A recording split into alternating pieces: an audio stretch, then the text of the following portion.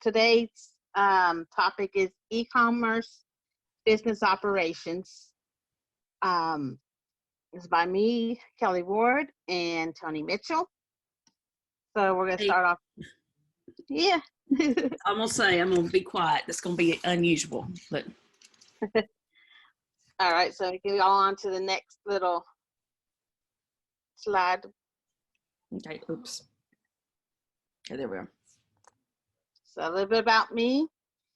I've been selling online e-commerce since 2014. I'm a nurse. Been a nurse for over 20 years.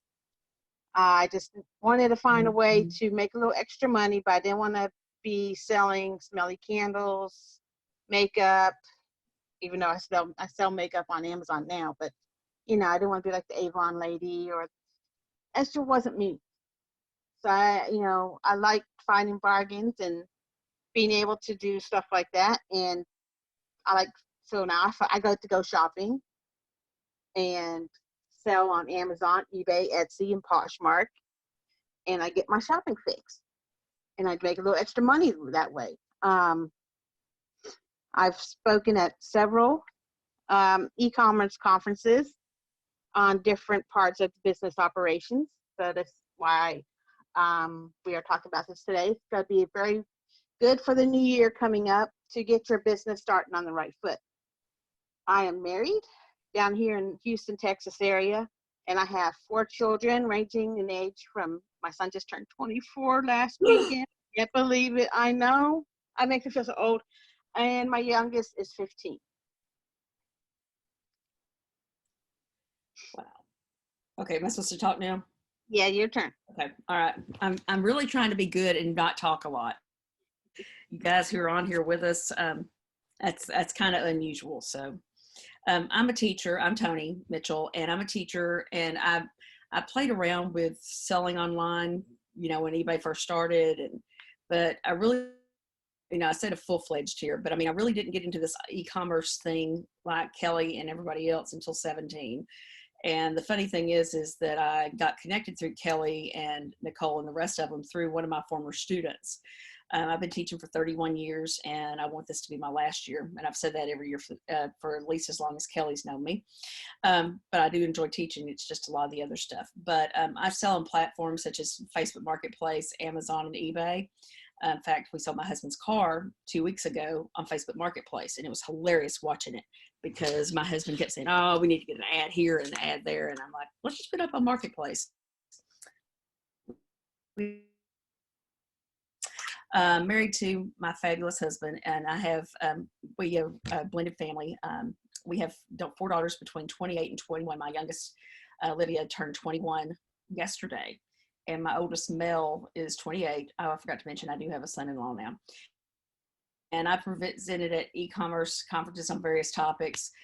My main things are I like to shop just like Kelly. I like to save money. I don't like to pay full price for anything because if I don't pay full price, or even if I save money on top of the sale price, that's just that much more of my profit margin.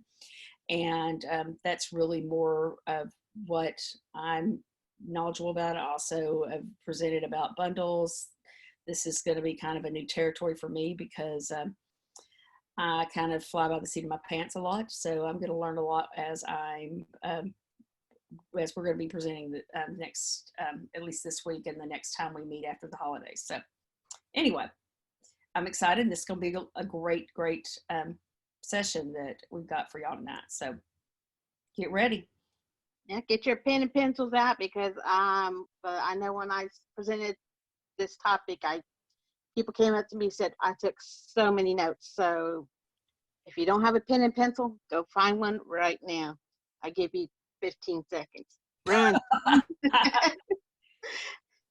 All right. We'll go on to the next slide. Okay. All right. So what is business operations and how does it affect you?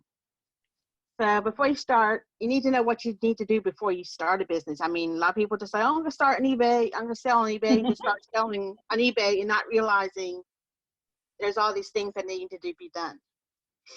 And then once tax time comes around, or like trying to get information from from Facebook. Don't take information on how to do your taxes from Facebook, people. That's not cool. And they were like, oh, I'm supposed to pay taxes on stuff I'm selling. Oh, I need to be doing this, you know, and they've been selling for 9 months and they haven't been keeping track of anything they need to know for their taxes. So we'll be talking a little about taxes, but you need to consult a tax professional to get to know what you really need to do for your state, because every state's different about what things they can do for state taxes and what you need to do for federal taxes. So you need to consult a CPA, accountant about taxes, but we'll talk a little bit about it later on in legal and how to set up your business legal structures. But you need to know about understanding business legal structures, because if someone sues your business and you don't have anything set up to protect you, you can lose your house. You can lose your own money, even though it's not your business money. So you're gonna need to learn how you want to protect you and your family with if you don't pay your taxes, because if you sell for 3-4 years and then you get audited and they're like, oh, wait a minute, you've been selling on eBay for how long? And you made how much? Oh, well, you need to give us some money. And then you'll be paying the IRS for a little while if you don't go ahead and start paying now. And then also you want to know about why you need to have a business plan, because if you don't have a plan of where you're going to go, your business will be going all over the place and you're not going to be able to grow your business as you want. All right, next slide, please.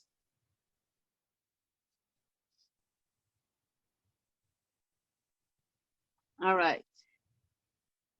I like this quote: to build a successful business, you must start small and dream big. Just a little trivia I looked over here. Sam Walton, he was the guy who started Walmart, the store every 5 miles here in Texas. Every 5 miles you hit a Walmart. Sam Walton started with one store in 1950. He opened Walton's 5 and 10 dime store. Because that's what they had back then. They didn't have Walmart. They had the 5 and 10 store. The Walmart chain started in 1962. 12 years later, started the Walmart chain store with one store in Arkansas. And they slowly built. They didn't open its first super center like we have today, where you have the grocery store and everything in the world you can buy at Walmart now, kind of like Amazon. He didn't open that until 1988. Hey, can I throw in a piece of trivia on your trivia? Sure. Well, where I grew up out in East Texas, the neighboring town, Mount Pleasant, Texas, was the first Walmart that existed outside of Arkansas. And it was opened in 1979. So, I mean, you know how big Walmart is now, but think about it. 79 was just 40 years. I mean, I say just 40 years ago because I'm definitely more than 40. Some of you guys are probably way under 40. But, it's in my lifetime. I remember going to that Walmart in Mount Pleasant, and that'd be the place you went on Friday night and, to see people. Because that's where my mother, when I'd go with her, which was kind of embarrassing being with her, because, you're in high school and you don't be seen with your mom.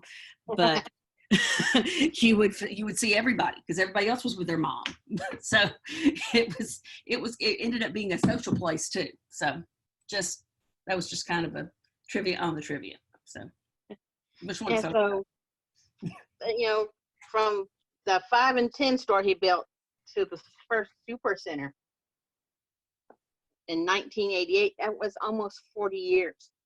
So if you're going to be growing a business, you're not going to be growing $1 million in the first 6 months, not unless you've done some kind of crazy, if you invent some kind of thing that changes the world, maybe. But if you starting off slow and small, like many resellers or online sellers, you're not getting $1 million in 6 months. No matter what dads say, crazy dads will tell you, but you can build it up slowly and be able to retire comfortably from your current position, or retire your family, retire your husband. That's what, like, fire your boss. So let's go on. Let's find out what we need to do before you start a business. So the 5 things, sometimes there's longer lists, but I broke it down to 5 things you need to do before you start a business. These are things you should do. If you've already started your business, that's fine. Just plan to get these steps done in the near future. Use it for the New Year's resolutions, for the New Year's, for my business. I need to get ahead and get these things done so I have it, my business running well for the next year. So let's start with writing a business plan. We're going to go over all this more in detail over the next slides. I'm just going to give you what we're going to go over. We're going to write business plans. We're going to choose a legal structure of how you want your business set up, how to get your business registered, the licenses you need, and the tax identification numbers you need for running your business. Understanding your competition in the marketplace. It's very big, because some people, they just jump in and don't understand that I can't sell on this stuff on this platform. I can't sell this stuff on this platform. I have to be able to understand where I need to put my products that's best for my customers. And then also how to finance your business and some business finance tips for running your business. And next slide. All right, so we're going to start with the business plan. Everyone has a reason they start the business. Here we go, why you started your business. Me and Tony kind of talked about it. We wanted to retire from our jobs. Maybe you want to be able to have extra money to pay for your kids' extracurricular activities. Maybe you just want the money to pay for vacations. What's the reason you started your business? At your mission, and what kind of strategies you want to use to meet that vision. Do you want to sell on this platform? Do you want to go to thrift stores and find stuff to sell there? Do you want to go to the grocery store and find stuff on clearance and sell it? What's your action to get your vision done? Next slide. Well, before, one thing is you got to remember that you may change your whole business plan, because I literally tanked my business plan after the first year. And after speaking with my spouse and looking at the data, we decided to do something differently. And I will tell you, this year's my sales have not been as high as they were the previous year. However, my profit margin is larger.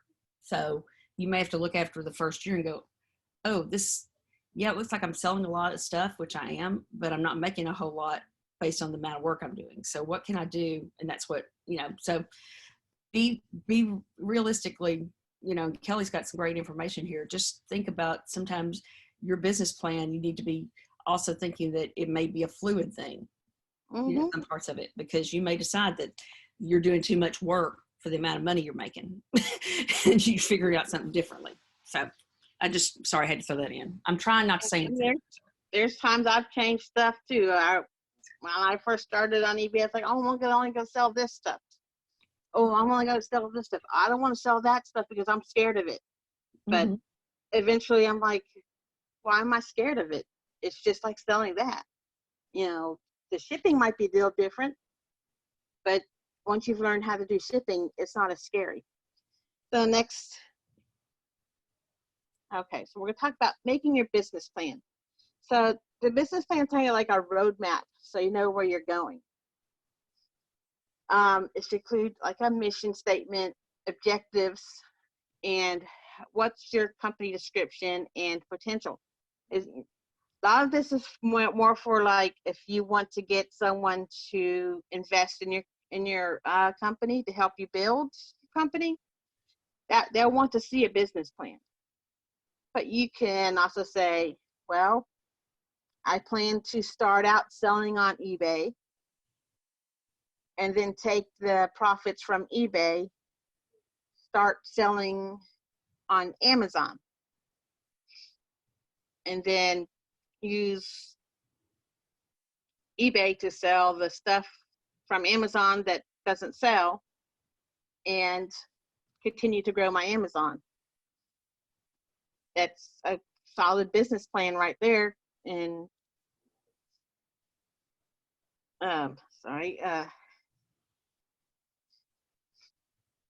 you just have to kind of write it down, because if it's not written down, it's just a dream in your head.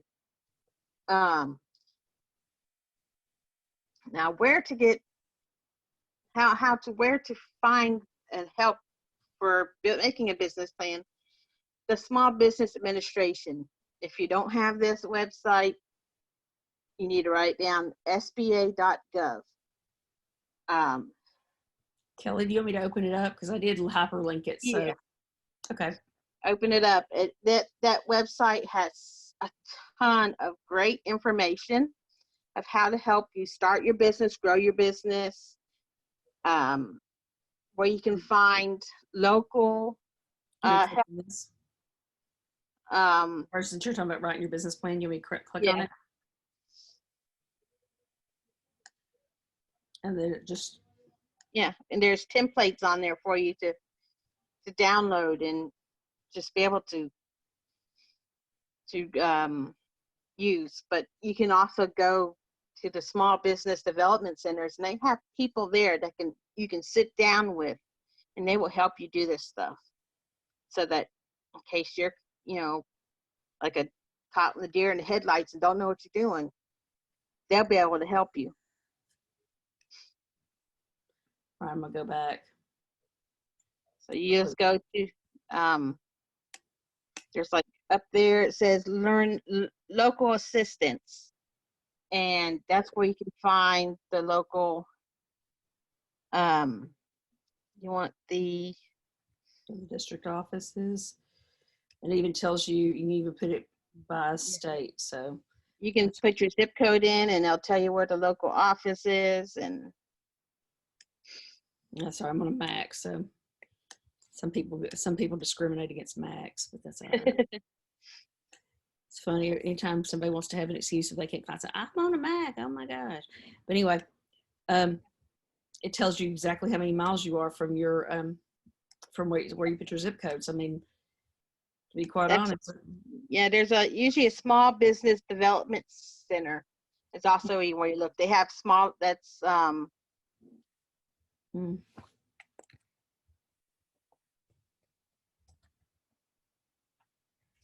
they have more of those than the regional offices, like head all over those small business development centers usually. Okay. I'm not, let's see, come back here, you little, all right. I'm like every other high school kid I teach. Let me just click some more. Let me click and click and click. Oh, look, let me just click some more. And they also have courses too, y'all. Yeah, they have courses. So if you just have some time, just go to this sba.gov website, and it's just like everything's there for you. And there's even, like, I know a lot of us are women in this group, and they have stuff just for women, because they know it's harder for women to get into business sometimes.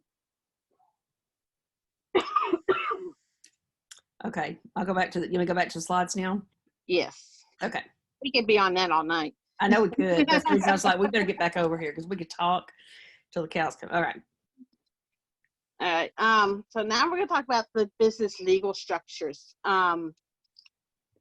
This is just a guide to explain the different business structures. Like I have on the disclaimer down here.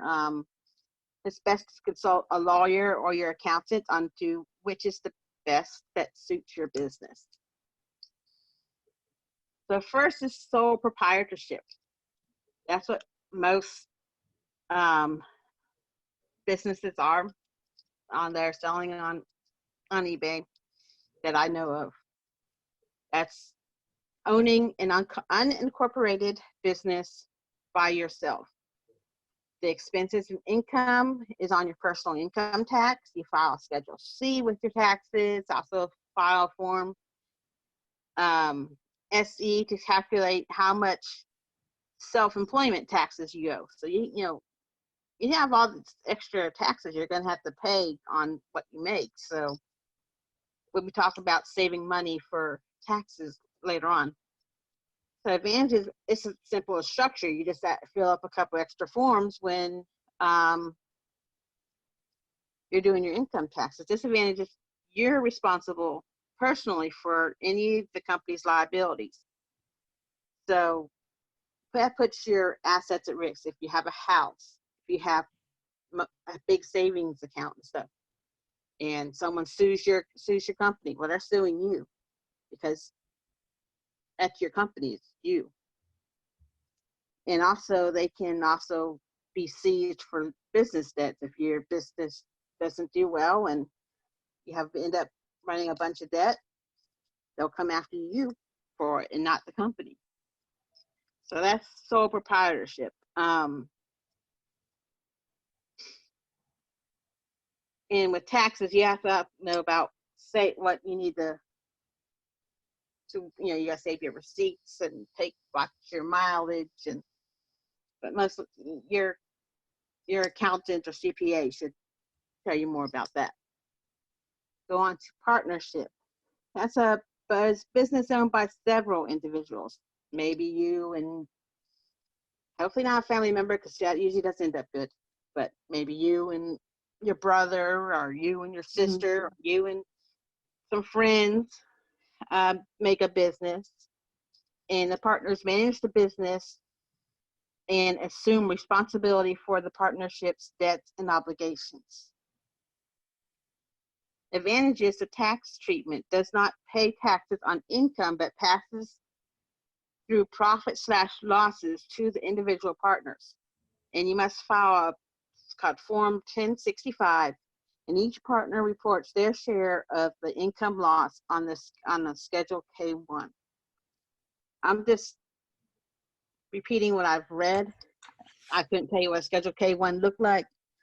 This is what I learned from research. Disadvantage is each partner is personally liable for the partnership's obligation and debts. So if someone goes and blows all the company's money in Vegas and runs up a gambling debt, well, everyone else is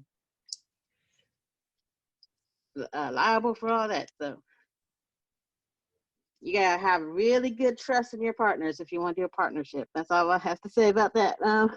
Yeah, I don't know about you, but in business school, our professors always told us, do not ever do a partnership. Whatever you do not ever get in a partnership with anybody for those reasons. So, all right, with corporation, this is more complex and expensive than most other business structures. Your business becomes an independent legal entity that separates it from you as an owner, which is good for protecting your assets, but requires complying with more regulations and tax requirements. So you have to follow even more regulations and tax requirements as a corporation. And you pay double taxes on the business earnings, and you're subject to corporate income taxes at both the federal and state level. I haven't heard too many good things about the corporations. Then there's the S corporations. This is mostly attractive to small business owners. It's more appealing because of the tax benefits and still provides the business owners with the liability protection of a corporation. So you get some tax benefits, but you're still protected like a corporation. The income loss passes through to the shareholders. Apparently you have a bunch of shareholders that help you with your business. and it's included on the shareholders' income tax returns. The disadvantage is you're subject to many of the rules that the corporation has, and you must follow the tax laws and stuff like corporations, which means higher legal and tax service costs. So it's more expensive. Limited liability companies, LLC. I've heard of a lot of resellers or online sellers that use this. It's a hybrid entity that brings together the best features of a partnership and of corporations. It provides the business owners with the liability protection of a corporation, but does not have the double taxation. The earnings and losses are passed through the owners and are included on their personal tax returns. So that's just kind of a short summary of each of this business, I can't talk, business legal structures. So you have to kind of decide what would be best for your business. And you can start off at one level at, say, a sole proprietorship, and once you get to become a larger, maybe you'll become an LLC eventually. It's just go at your own flow and what eventually works for your business. Next slide. Okay, registering your business. Now, each state and county, city, little towns, they all have different requirements for registering business. So the best thing would be to contact your local county clerk to find out what you need for your area or your city, commerce, just go to, find out what you need for your area. You can go to the SBA.gov. They have people that can help you find out that so you can get your business properly registered. The EIN number is you get free from the IRS. That way it's not your social security number that's attached directly for your business. Like for me, my EIN number is what I used when I signed up for Amazon, because I went ahead and got that before I started working for Amazon, selling on Amazon. Sometimes it feels like you're working for them. Amen. But you can get that, just go to irs.gov website and you follow through it. You just Google how to get an EIN number and the instructions are there. In some states require to get you register your DBA, which is doing business as. It's kind of like a fictitious name for your business. Like if, say you had a cupcake shop and you want to have Tony's Cupcake Shop as business name, then you have to register it, because they want to make sure that there's not going to be 15 Tony's Cupcake Shop in the same area. They're like, oh, nope, sorry, that name's already taken. So you have to come up with a different name. So I get confusing. But,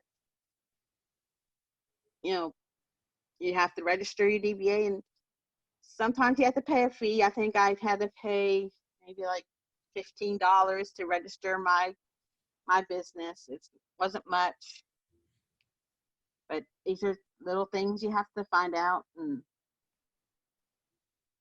get going and to get your business up and going. All right, next. We'll talk about competition.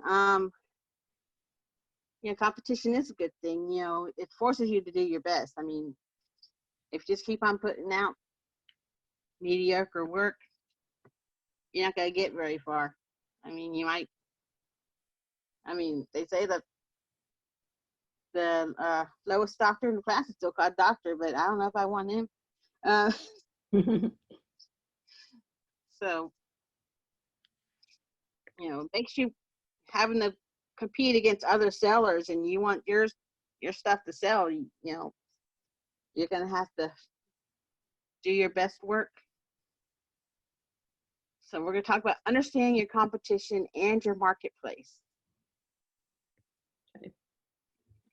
So what you could do from understanding your competition is you learn from your competition.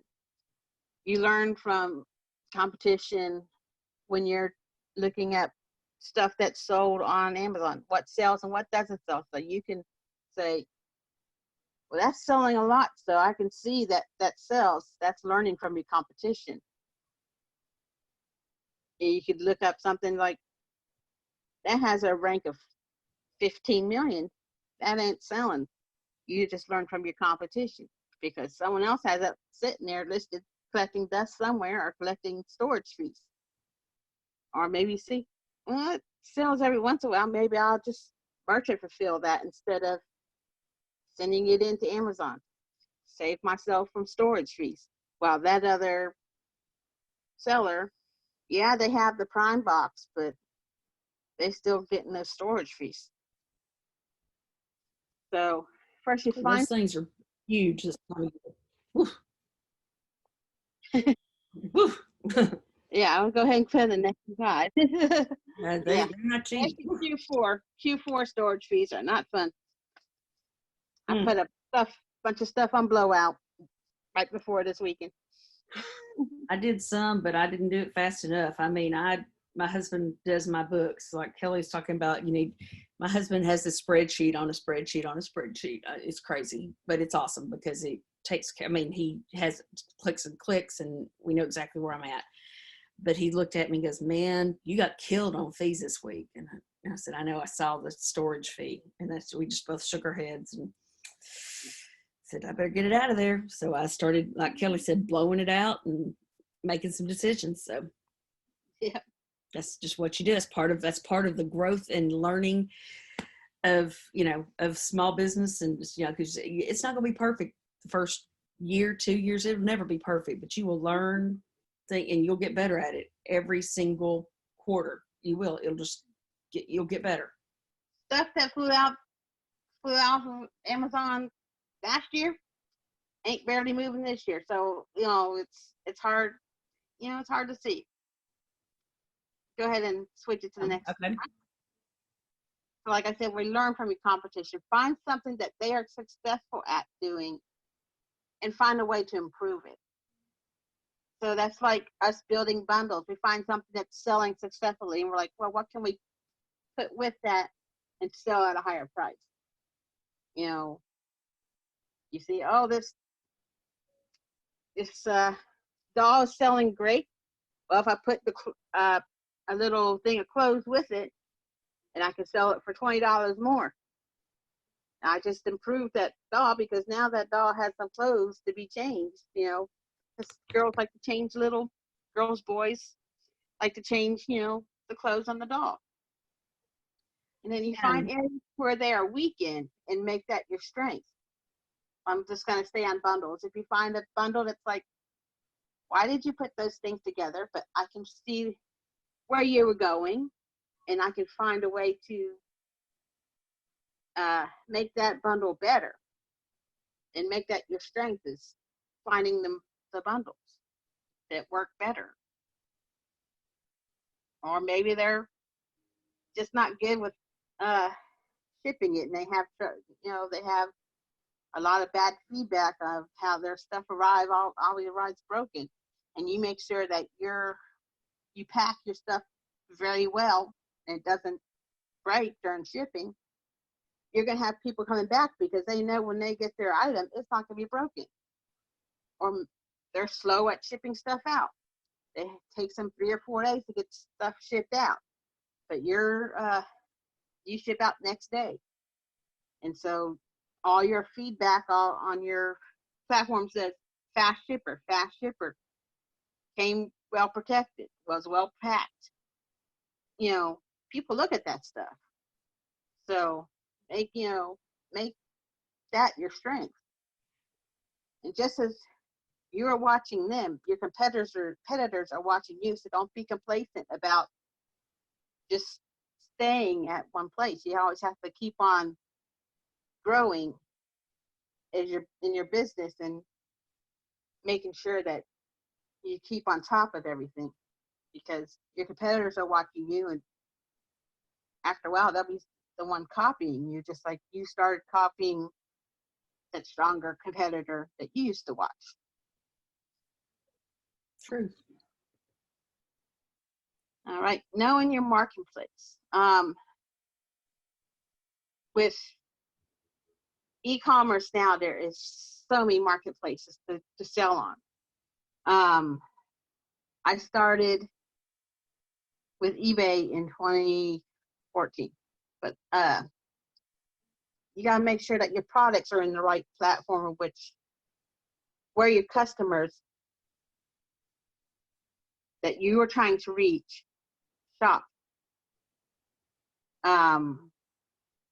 I could put vintage items on Amazon, but that's not where a lot of people who are specifically looking for vintage items shop. People who really want vintage items, they'll either go to eBay or Etsy. So, you know, you have to understand where you get what the products that you want for the customers you're reaching to shop, because like I've been learning about there's all these other websites. There's a place called Grailed. It's for men's clothes.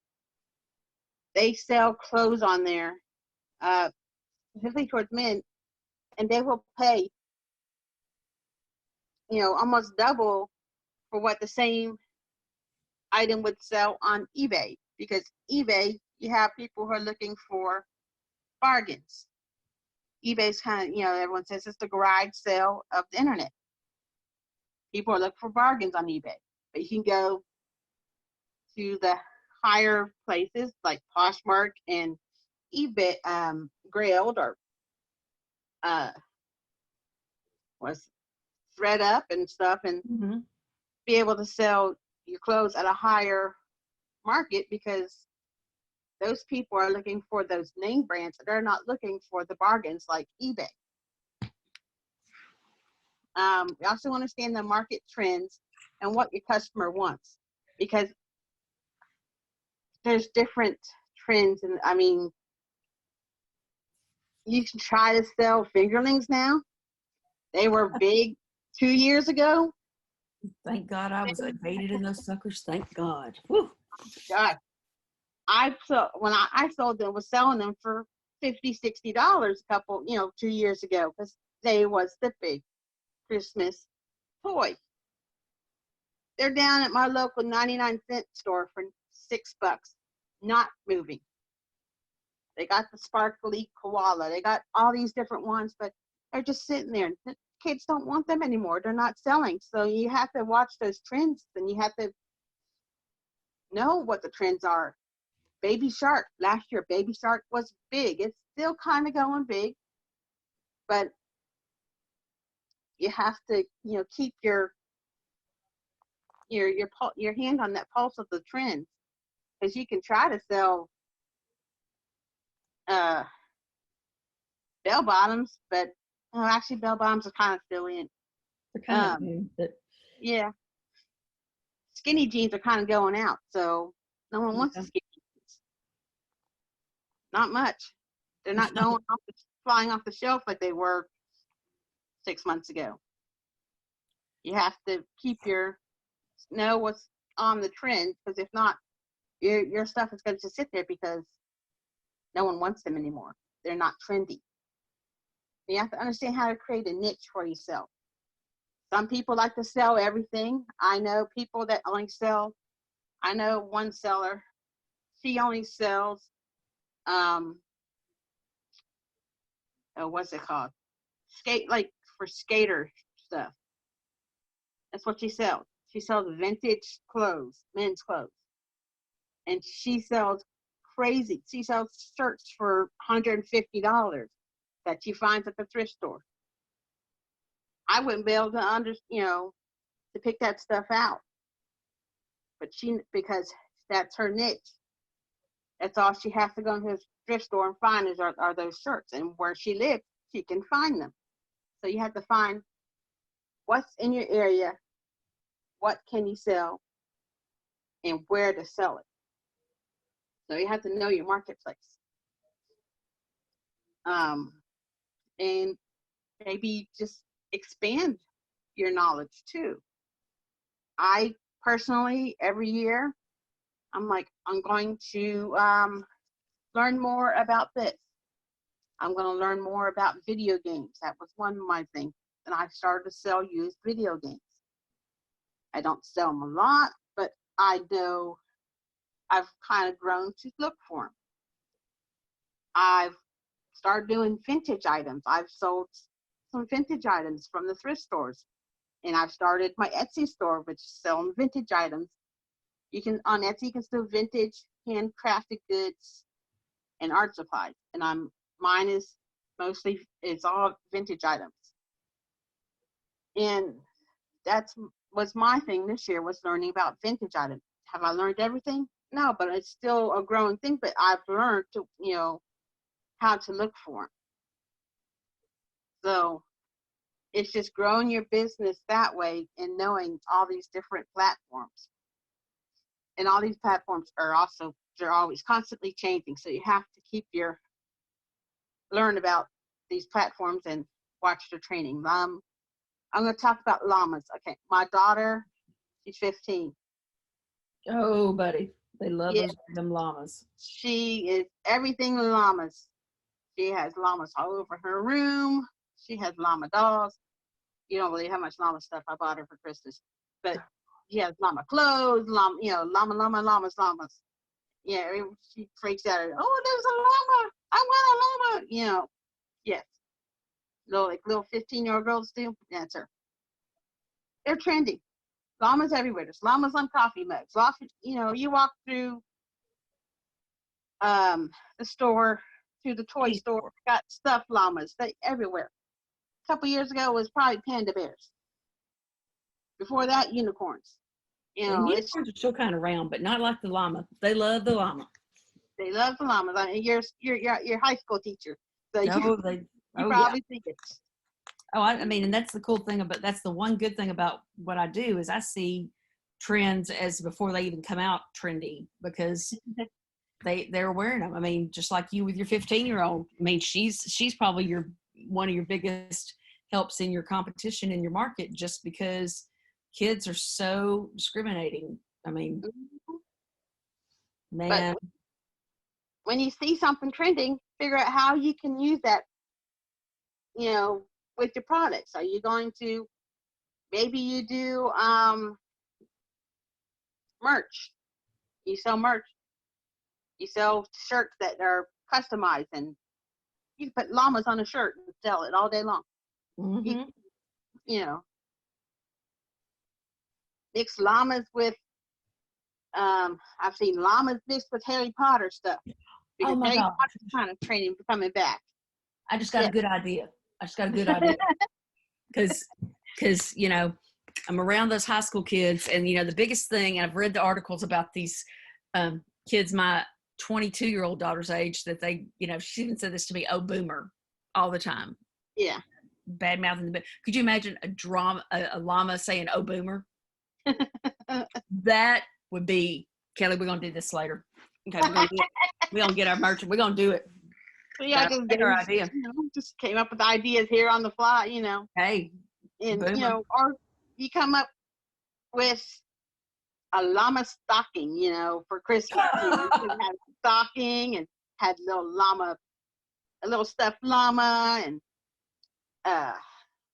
llama stickers, llama, like I said, llama everything and in there, and you probably could have sold it for $50, and you probably spent, maybe $8 or $9 on all the llama stuff from the dollar store, because the llama stuff's in the dollar stores too. Oh yeah. They had llama socks and everything. It's crazy, but yeah, I never seen such a crazy thing over an animal. So that's an example of how a trend you have to put your business in that trend, but don't fall in love with it, because as quick as llamas became trendy, they'll be lame in the next 2 years. Just like the feelings, no one's going to want llama stuff in 2 years from now. They'll find something else for you. It'll be I don't know, alligators. Alligators be cool. Everyone wants to be have alligator stuff. So, but you keep your eye on those trends, and that can help you with your business. So we're talking about the next thing is financing your business.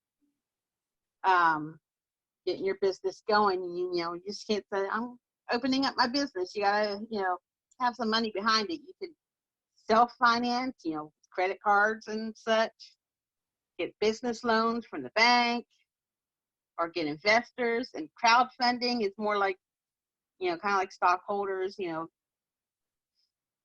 have everyone kind of put some money in for your business, and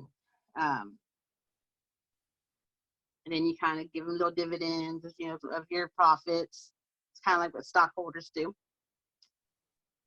But many people who have e-commerce business start by simply selling stuff they had in their house and no longer use. We all have those clothes that were like, I'll fit in them once again sometime or another.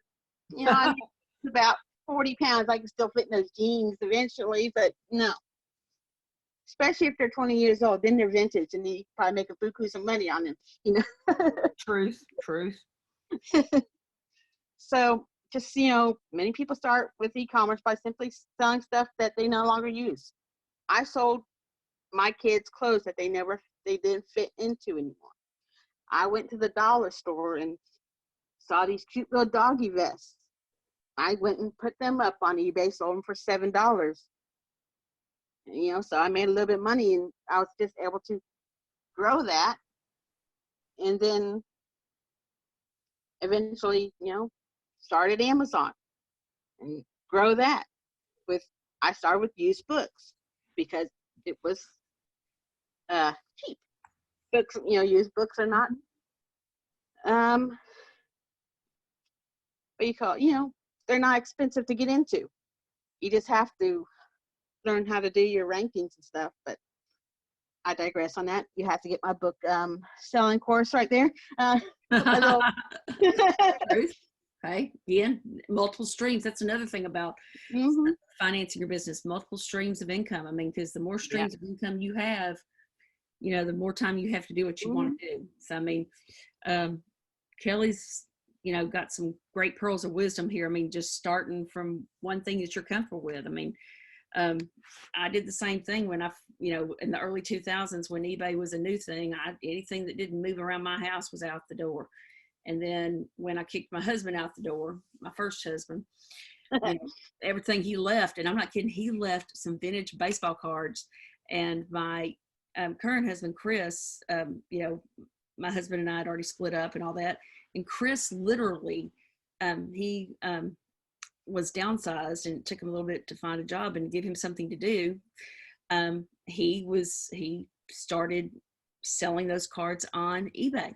All these commons of 1973s and 1972s. I mean, all this, it's crazy what all was left in my house. It was every day I'd have like 2 or 3 high school boys help, take it all down with me to the front office to send it off in the mail. We're talking 8, 9 packages a day. It was crazy. But I mean, that's how I started too. And then, when I ran into that student of mine that hooked me up with all you guys, I mean, that just kind of was a natural fit. So, I mean, and how I really got started that time was finding a party store that was going out of business. And I bought a bunch of costumes you filled up your cart for $20. And that's literally how I got my first start. So that's just finding those little lucky. Sometimes it's better to be lucky than good. Yeah. I know for me, a blind squirrel can find an acorn, and I found one, I think. So. And also we're talking about, for your business finances, you want to have a separate checking and savings account for your business from your personal account. You don't want to have it mixing, because when it comes to taxes and you got to try to figure out, well, this expense here was me going out to dinner with my husband and kids, and this expense over here was paying for inventory, but I also paid for groceries at the same time. No, you want to have it all separate. I'll go to the dollar store and be buying stuff for me personally and for my business, but I put it all separate. This stuff here is my personal stuff. I'm paying with my personal bank card. Mm-hmm. You can switch the slide on. Oh, sorry. Okay, sorry. But she's right. It's separate stuff. I mean,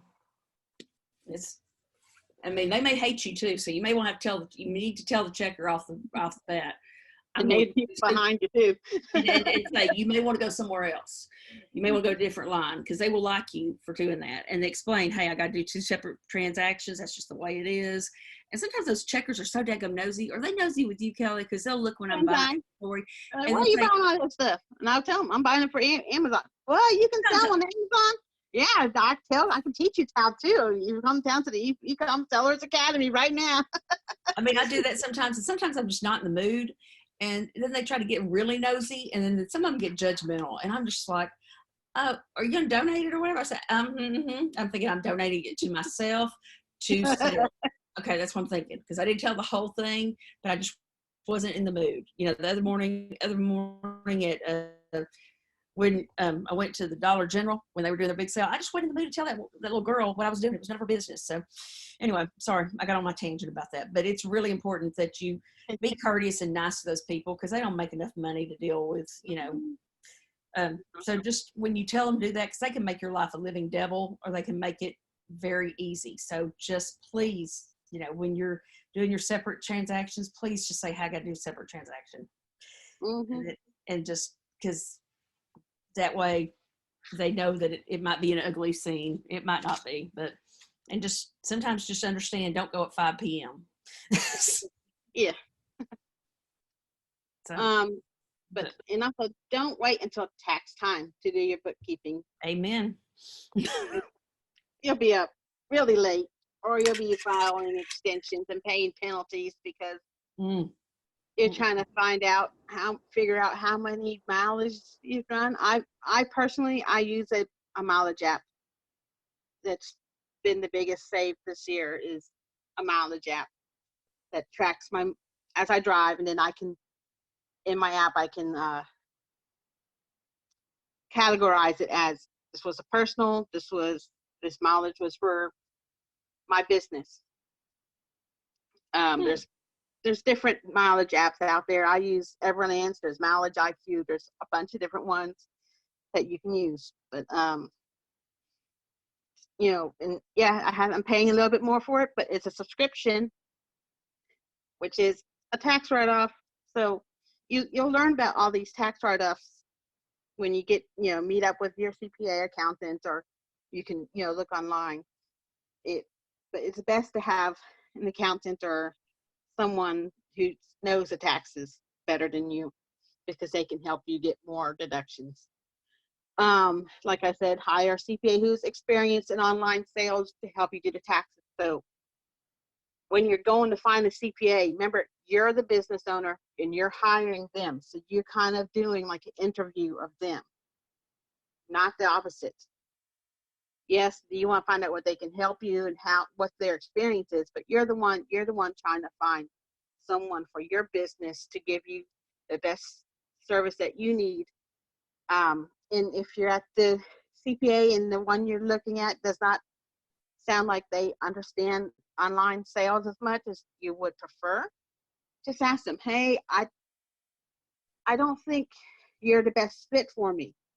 Do you know someone who is more experienced in online e-commerce sales to help my business?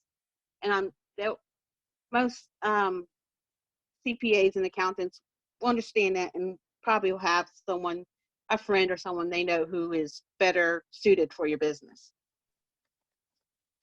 And then saving for your taxes. You don't want to be going, oh, I got to pay $3,000 in taxes to cover my federal taxes after all my deductibles. I don't have that money. What am I going to, you know, then you'll have to file extensions and pay penalties. And so you want to save about 30% of your profits to cover your federal taxes. So that's why you want to have a savings account for your business. You earn interest, so that'll help a little. But if you don't want to be caught unaware, I did that my first year, and I was like, oh, I'm going to have to come up with how much? I'm going to have to run some sales to really get some money going in so I can cover that. So, well, and my husband was really good about that. Of course, every time, I mean, and I like to go to our, because I live about 45 to 50 minutes from the Oklahoma border. So I like to cross it and go see the people at the WinStar. And every time I hit pretty decently, I'm always handing him half of it. Just, and yeah. I won a good jackpot about 18 months ago. And I literally walked in and handed him half of it as I was pouting. And it was like a 2,800 jackpot. And I knew his hand was out, and I just pouted and handed him half. I said, here, take it. And I pouted.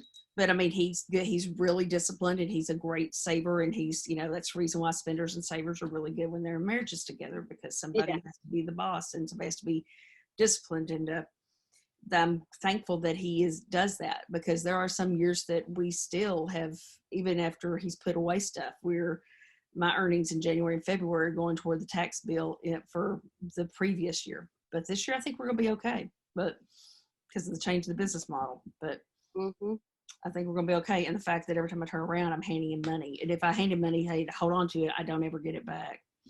It's his favorite word is, it's for taxes. That's what it's for. It's taxes. And I pout.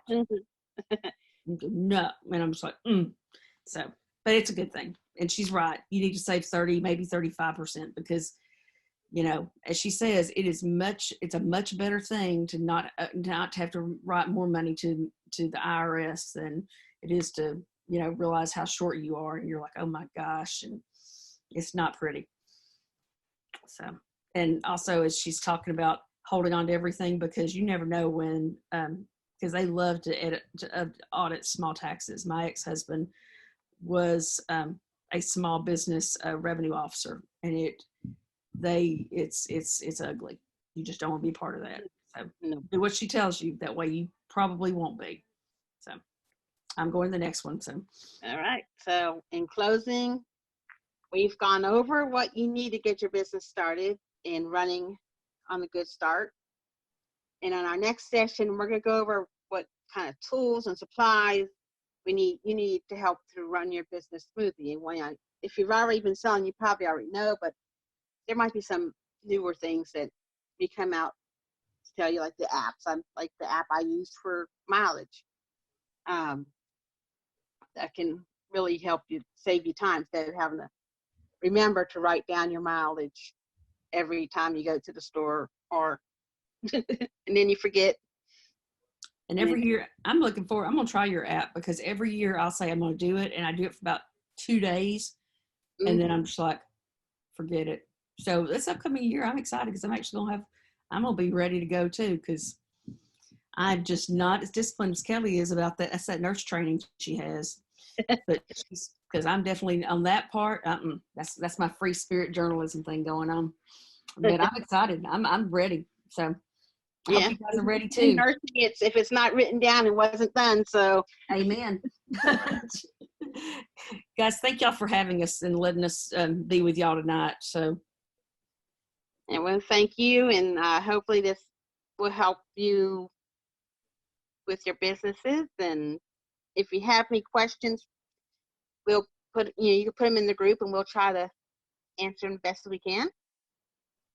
So that way, everyone can get the answers. I think it's great. All right, y'all. Night.